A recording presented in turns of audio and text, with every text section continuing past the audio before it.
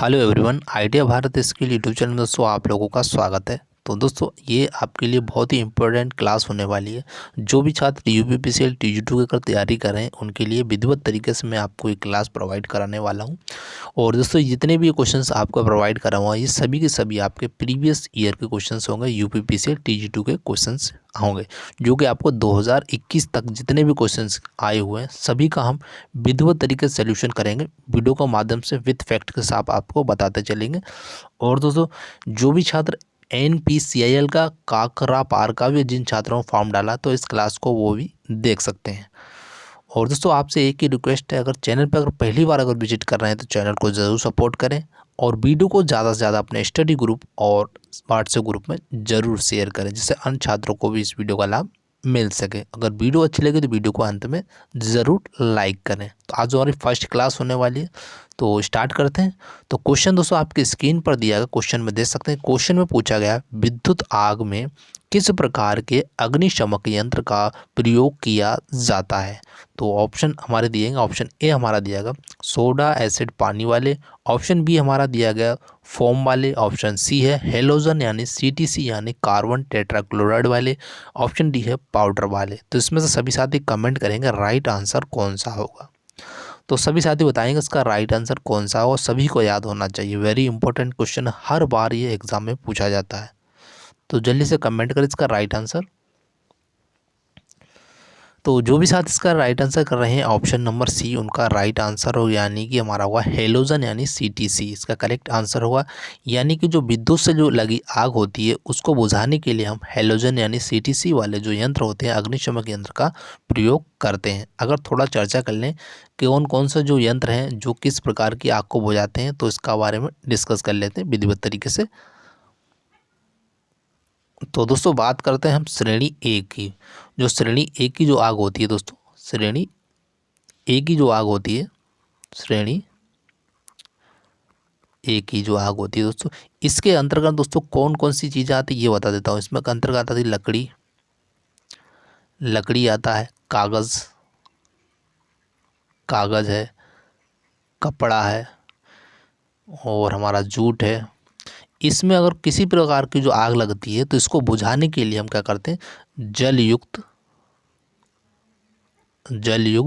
अग्निशमक का उपयोग करते हैं। थोड़ा इसको आप याद रखना, ये श्रेणी ए की आग होगी। ठीक है, तो नेक्स्ट चलते हैं।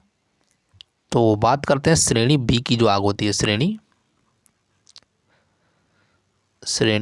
बी की अगर आग की बात करें तो ये बी के अंतर्गत क्या क्या आता है ये देख लेते हैं। तो बी के अंतर्गत दोस्तों आता है मिट्टी का तेल, ये होता है ज्वलनशील जो द्रव पदार्थ होते हैं उसके अंतर्गत मिट्टी का तेल हुआ, डीजल है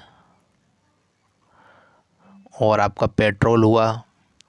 इससे अगर किसी प्रकार की आग लगती है तो ये श्रेणी बी के अंतर्गत आती है। इसको अगर बुझाने की बात करें, बुझाने मतलब कौन से बुझाने का यंत्र का उपयोग करते हैं तो इसमें जो आता है दोस्तों श्रेणी बी को आग बुझाने के लिए आता है झाग पैदा करने वाले जो यंत्र होते हैं ये क्या करते हैं, श्रेणी बी की आग को बुझा देते हैं। तो अब बात करते हैं श्रेणी सी की बात।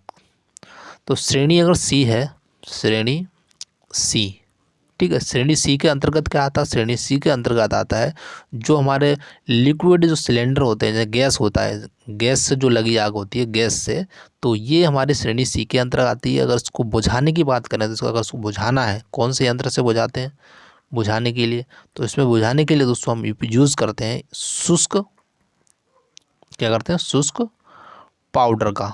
आप इसको याद रखना जितने मैं आपको बता रहा हूँ। शुष्क पाउडर जो यंत्र रहता है इसको क्या करते हैं, श्रेणी सी की आग को बुझाते हैं। और मैंने आपको बताया डी की जो हमारी आग होती है जो विद्युत से लगी आग होती है इसमें हम कार्बन टेट्राक्लोराइड का उपयोग करते हैं। ठीक है, उम्मीद करता हूँ आपको इस क्वेश्चन को अच्छे से समझ में आ गया। इसके साथ साथ मैंने आपको इसके फैक्ट भी समझा दिए। अगर इस तरह से क्वेश्चन आ जाए तो आप आसानी से कर सकते हैं। ठीक है, तो हम चलते हैं नेक्स्ट क्वेश्चन पर। तो अगला क्वेश्चन देखते हैं। क्वेश्चन आपकी स्क्रीन पर दोस्तों ये रहा।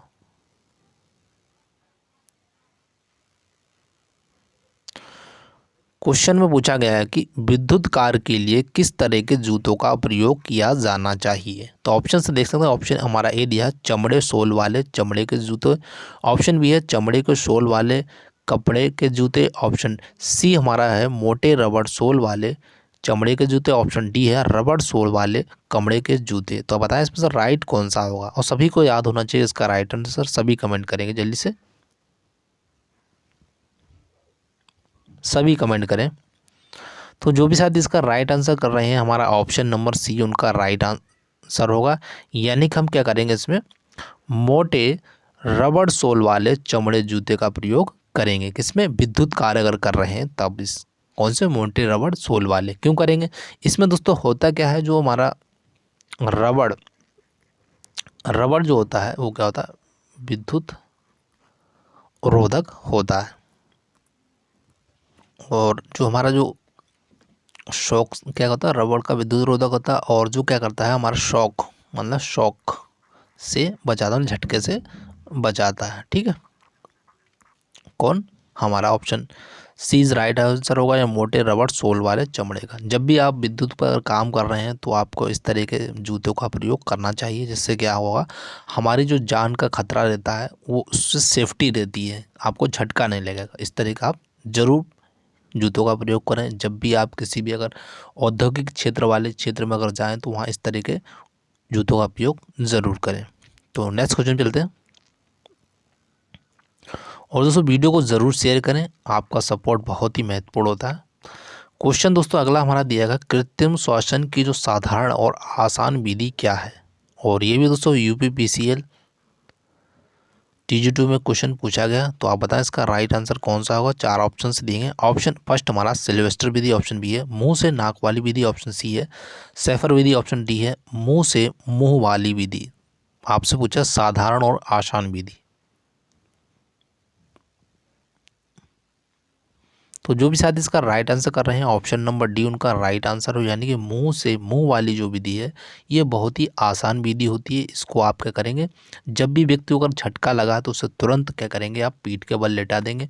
पीठ के बल लेटाने के बाद उसके मुंह को साफ करने के बाद आप तुरंत उसको क्या करेंगे, मुंह से मुंह वाली जो विधि प्रक्रिया स्टार्ट कर देंगे। और तुरंत आप किसी से कम मतलब व्यक्ति से कहेंगे जो कि डॉक्टर जो चिकित्सा उसको संपर्क करके तुरंत उसका इलाज कर सके। ठीक है, तो हमारी राइट आंसर कौन सा है, option D is correct answer होगा। नेक्स्ट क्वेश्चन चलते हैं। अगला हमारा क्वेश्चन है वेरी इंपॉर्टेंट क्वेश्चन है। क्वेश्चन में पूछा गया है कि अग्नि ध्वनि संकेत वाली प्रणाली के भाग क्या हैं। तो ऑप्शंस दिए गए। ऑप्शन बी हमारा यहाँ पर ऑप्शन थोड़ा ऊपर नीचे हो गए लेकिन कोई दिक्कत नहीं। ऑप्शन बी हमारा घंटी, पंखा, पंप, लैंप, हीटर होगा। ऑप्शन ए हमारा स्विच, सॉकेट, हीट और फ्यूज आदि है। ऑप्शन सी हमारा हीटर, पंप, घंटियाँ और पंखा आदि है। ऑप्शन डी है धुआं और ऊष्मा डिटेक्टर और घंटियाँ, डी कैम पैनल और अलार्म पैनल और बैटरी। तो बताएं इसमें से कौन सा राइट आंसर होगा। तो सभी साथी कमेंट करें इसका राइट आंसर, सभी को याद होना चाहिए। तो जो भी साथी इसका राइट आंसर कर रहे हैं, ऑप्शन नंबर डी उनका राइट आंसर है, यानी कि धुआं, ऊष्मा डिटेक्टर, घंटियां और D cam panel, alarm panel और बैटरी। ये हमारा क्या ऑप्शन राइट आंसर होगा।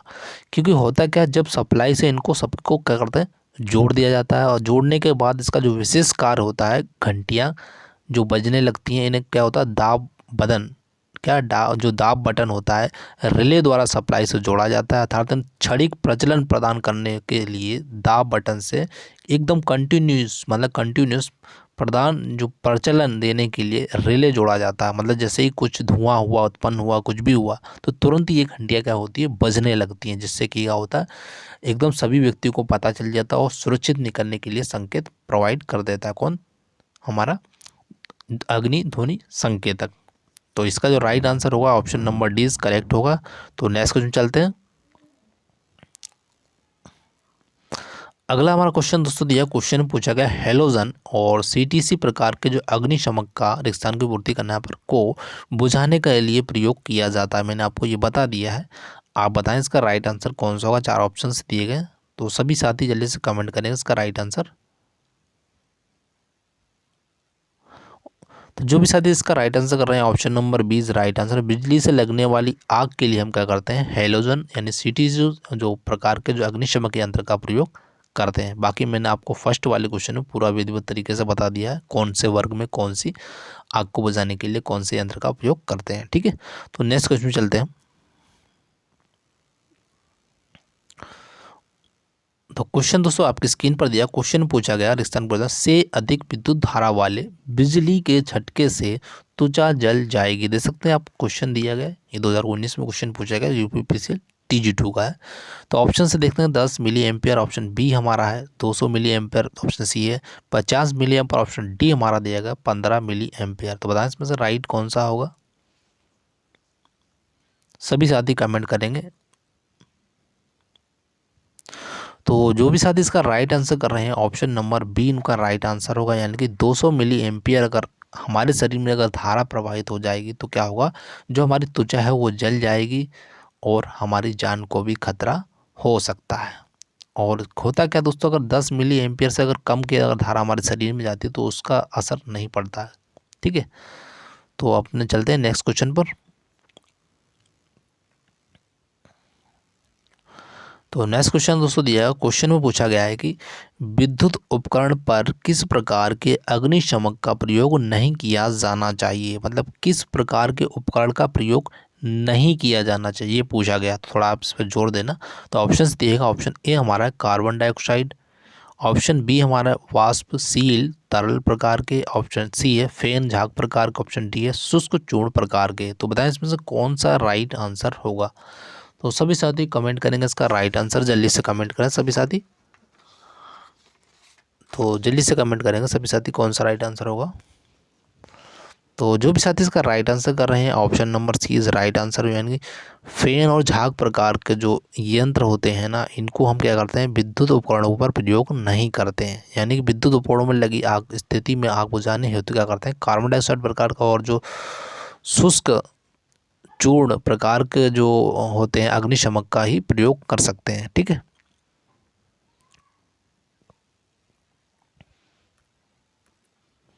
अगला क्वेश्चन देखते हैं। अगला क्वेश्चन आपकी स्क्रीन पर दोस्तों आया, क्वेश्चन में पूछा था, क्वेश्चन दिया गया है कि इलेक्ट्रिक फायर के मामले में निम्नलिखित का प्रयोग आग बुझाने के लिए किया जाता है। तो कौन सा है जो इलेक्ट्रिक फायर के मामले में आग बुझाने के लिए उस यंत्र का उपयोग करेंगे। तो बताएं, जल्दी से कमेंट करें सभी साथी। तो जो भी साथी इसका राइट आंसर कर रहे हैं, हमारा ऑप्शन नंबर हमारा सी इज करेक्ट होगा, यानी कि सूखा बालू इसका करेक्ट आंसर होगा। बाकी हम इनका यूज़ नहीं करते हैं। ठीक है, और इसके अलावा हम जो इलेक्ट्रिक फायर के मामले में अगर आग बुझाने के लिए करते हैं वो हमारा होता है CCl4, यानी कार्बन टेट्राक्लोराइड, और CO2 ये कार्बन डाइऑक्साइड, इनका हम प्रयोग कर सकते हैं इलेक्ट्रिक फायर में। तो नेक्स्ट क्वेश्चन चलते हैं दोस्तों। जितने भी क्वेश्चन आपके सभी प्रीवियस एग्जाम क्वेश्चन है यूपीपीसीएल TG2 के।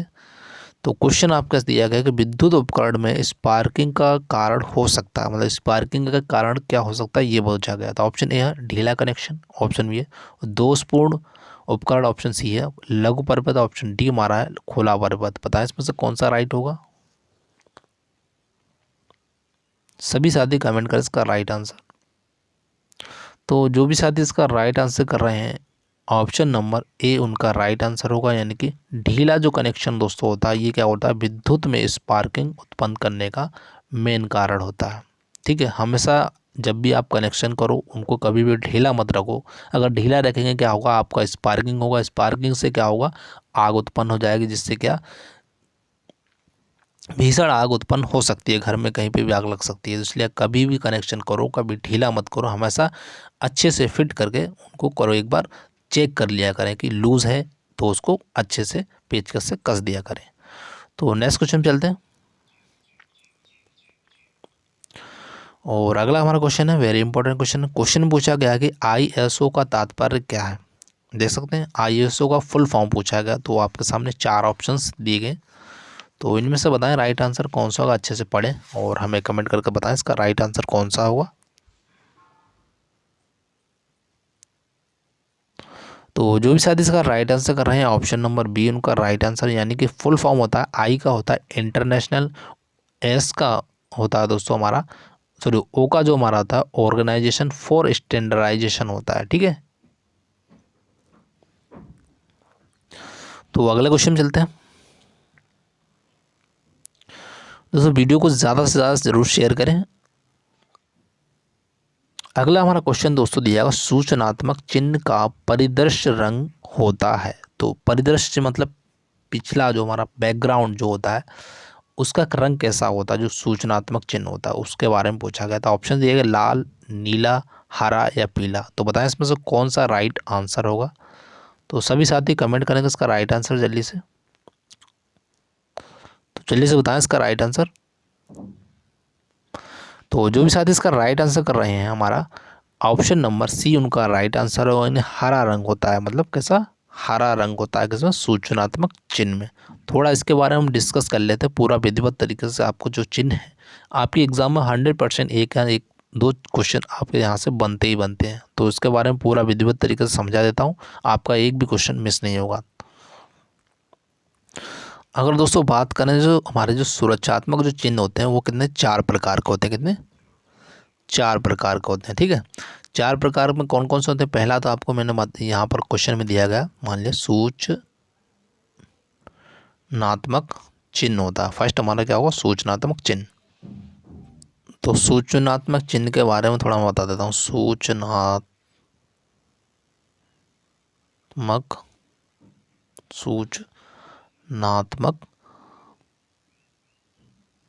सॉरी दोस्तों, यहाँ पर सूचनात्मक चिन्ह, ठीक है, यहाँ पर सूचनात्मक चिन्ह होगा। ठीक है, अगर इसके बारे में थोड़ा मैं डिटेल में बताऊं, जैसे कि जो सूचनात्मक चिन्ह दोस्तों होता है ये हमारा कैसा होता है, वर्गाकार होता है। कैसा, वर्गाकार होता है, इस तरीके से वर्गाकार होता है। और इसका जो पृष्ठभूमि होती है, जो इसकी जो पृष्ठभूमि है ना, ये वाली पृष्ठभूमि, तो ये पृष्ठभूमि दोस्तों हरे रंग की होती है। कैसी होती है, हरे रंग की होती है। ठीक है, हरे रंग की होती है। और इसमें जो चिन्ह जो बना रहता है, इसमें जो अगर बात करें चिन्ह की, अगर बात करें यहाँ पर चिन्ह, ठीक है, तो इसमें जो चिन्ह बना रहता है वो सफ़ेद रंग का बना होता है। कैसे, सफ़ेद रंग का, सफ़ेद रंग का चिन्ह बना होता है। जैसे कि आपने देखा होगा चिकित्सात्मक जो प्राथमिक चिकित्सालय जो दल होता है, पेयजल होता है, आपने देखा होगा पुरुष या महिला जो प्रसाधन होते हैं वहाँ पर इस तरह का आपने सिम्बॉल्स देखे होंगे। ठीक है, अगर हम चलते हैं दूसरे वाले सिम्बॉल पर, दूसरे सेकंड वाले बात करते हैं हम निषेधात्मक में।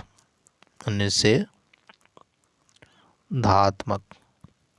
ठीक, आंसर अच्छे से समझिएगा, आपका यहाँ से मतलब सारे डाउट क्लियर हो जाएंगे। निषेधात्मक जो चिन्ह दोस्तों होता है, तो इसमें क्या होता है, ये गलत कार्यों के लिए मनमाही का जो मनाही के लिए होता है, मतलब मना करने के लिए होता है। ठीक है, इसका अगर बात करें इसका आकार कैसा होता है, तो इसका आकार कैसा होता है, गोलाकार होता है। ठीक है, और इसका जो बॉर्डर होता है, बॉर्डर तथा बीच में क्या होता है, जैसे कि इस तरह का बॉर्डर मिलेगा, बॉर्डर, और इस तरीके से यहाँ पर इस तरीके बॉर्डर तथा बीच में क्या होता है, लाल होता है, लाल क्रॉस, लाल का रंग का होता है। कैसा, ये लाल रंग का होगा। ये जो भी बॉर्डर दिया गया है किस रंग का होगा, लाल रंग का होगा।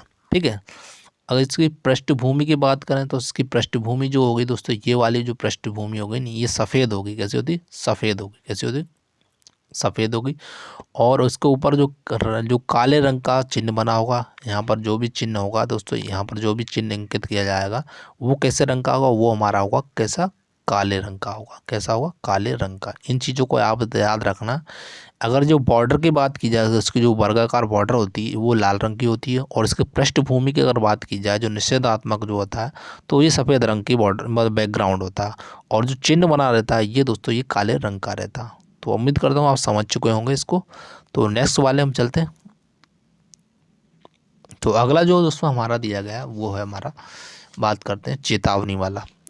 तीसरा है चेतावनी, चेतावनी। ठीक है, आप इनको नोट करना चाहते हैं नोट कर लेना। चेतावनी जो चिन्ह होता है, तो इसमें जो क्या होता है, ये खतरे के लिए होता है। ठीक है, खतरा। और ये हमारा होता है त्रिकोणीय होता है, इस तरीके से त्रिकोणीय होता है। और अगर पृष्ठभूमि की बात की जाए, इसकी जो पृष्ठभूमि जो वाली जो पृष्ठभूमि होती है ना, तो ये हमारी होती है पृष्ठभूमि पीले रंग की होती है। कैसे होती है, पीले रंग की। आप इसको याद रखना, चेतावनी में जो पृष्ठभूमि त्रिभुजाकार होता है इसका तो सिंबल जितना, और इसकी पृष्ठभूमि पीले रंग की होती है। और संकेत की अगर बात की जाए, इसमें जो भी संकेत बना होगा इसके अंदर, वो हमारा कैसा होगा, वो हमारा होगा काले रंग का होगा। जो भी संकेत बनेगा वो हमारा कैसा होगा, काले रंग का। इसको आप याद रखना। ठीक है, जैसे कि आपने देखा होगा आग हुआ, विद्युत के झटके हुए, लेज़र बीम हुआ, ये इस जगह पर क्या चेतावनी वाले चिन्ह लगाए जाते हैं, जिससे कि आपको चेतावनी दी जाती है, इससे दूर रहें। ठीक है, तो अगला वाला हम देख लेते हैं नेक्स्ट। तो अगला दोस्तों हमारा दिया गया है वो है आदेशात्मक। चौथा जो फर्स्ट फोर्थ वाला आदेश आदेशात्मक, ठीक, ये हमारा है फोर्थ वाला। इसमें दोस्तों होता क्या कि कार्य से पूर्व और कार्य के बाद इन चिन्हों द्वारा आदेश दिया जाता है। अगर कार्य कर रहे हैं उससे पूर्व का निर्देश दिया जाता है, और कार्य के बाद, जब आप कार्य के बाद काम करते हैं उसके बाद के कुछ चिन्ह से बनाए जाते हैं, जिसको आपको देखना होता है और उससे सावधानी बरतनी पड़ती है। तो ये इनका आकार अगर बात करें तो ये गोलाकारी आकार में होते हैं। ये कैसे होता है, गोलाकार आकार में होते हैं। और इसकी जो पृष्ठभूमि की अगर बात की जाए, इसकी जो पृष्ठभूमि दोस्तों होती है, ये पृष्ठभूमि होती है, इसकी पृष्ठभूमि कैसी होती है, नीले रंग की होती है। इसको याद रखना कैसे, आदेशात्मक होते हैं, इसमें पृष्ठभूमि कैसी होती है, नीले रंग की होती है। और इसको ऊपर जो होता है, यहाँ पर जो भी चिन्ह होगा, यहाँ पर जो भी चिन्ह बना जाएगा वो हमारा कैसा होगा, सफ़ेद रंग का होगा। याद रखना कैसा रंग का होगा, सफ़ेद रंग का होगा। ठीक है, सफ़ेद रंग का चिन्ह होगा, जिससे आपको देखने को मिलेगा। जहाँ पे औद्योगिक क्षेत्र है तो वहाँ पर इस तरीके देखने के लिए ज़रूर मिलेंगे, जैसे दस्ताने हुआ, टोप हुआ, चश्मा हुआ, जूते हुए, मास्क हुए, सुरक्षा पेटी हुआ। तो इस तरह का आपको वहाँ पर सिम्बल्स मिलेंगे। जहाँ पर एक बोर्ड लगा होगा तो वहाँ आदेशात्मक बोर्ड होगा, तो उसमें इस तरह के चिन्ह देखने के लिए मिलेंगे। तो उम्मीद करता हूँ आपको ये सारे के सारे जितने भी मैंने आपको चिन्ह बताए समझ चुके होंगे, और नहीं समझे तो इसको एक बार नोट डाउन कर लेना और उनको याद ज़रूर कर लेना, क्योंकि यहाँ से भी आपके क्वेश्चंस एग्जाम में ज़रूर बनते हैं। तो हम नेक्स्ट क्वेश्चन पे चलते हैं। तो अगला हमारा क्वेश्चन दोस्तों दिया, क्वेश्चन में पूछा गया कि वर्कशॉप में भारी सामान उठाते समय अधिकतम भार शरीर के किस अंग पर होना चाहिए। देख सकते हैं यूपीपीसीएल में एग्जाम में पूछा क्वेश्चन है। तो पीठ पर होना चाहिए, पैरों पर होना चाहिए, छाती पर या कंधों पर। तो सभी बता सकते हैं इसका राइट आंसर। तो जो भी स्टूडेंट्स का राइट आंसर कर रहे हैं, हमारा ऑप्शन नंबर बी उनका करेक्ट होगा, यानी कि पैरों पर होना चाहिए। वर्कशॉप में अगर भारी सामान अगर आप उठाते हैं तो हमारा जितना भी जो भारी सामान उठाते हैं उसका पूरा जो शरीर का वजन पर नहीं, किस पर होना चाहिए, पैरों पर वजन होना चाहिए। मतलब भार उठाते हैं उसमें अधिकतम जो भार होना चाहिए पैरों पर होना चाहिए। नेक्स्ट क्वेश्चन पे चलते हैं। और दोस्तों वीडियो को ज़रूर सपोर्ट करें, ज़्यादा से ज़्यादा अपने स्टडी ग्रुप में जरूर शेयर करें। चैनल पर अगर पहली बार अगर विजिट करें चैनल को जरूर सब्सक्राइब कर लें। अगला हमारा क्वेश्चन दोस्तों दिया गया, निम्नलिखित में से सुरक्षा का कौन सा प्रकार व्यावसायिक सुरक्षा नहीं है। नहीं पूछा है तो थोड़ा आप इसमें देखना कौन सा नहीं है। मशीन सुरक्षा है, शरीर सुरक्षा है, कार्य सुरक्षा और सड़क सुरक्षा है। तो बताएं इसमें से कौन सा राइट होगा। तो सभी साथी बताएं इसका राइट आंसर जल्दी से।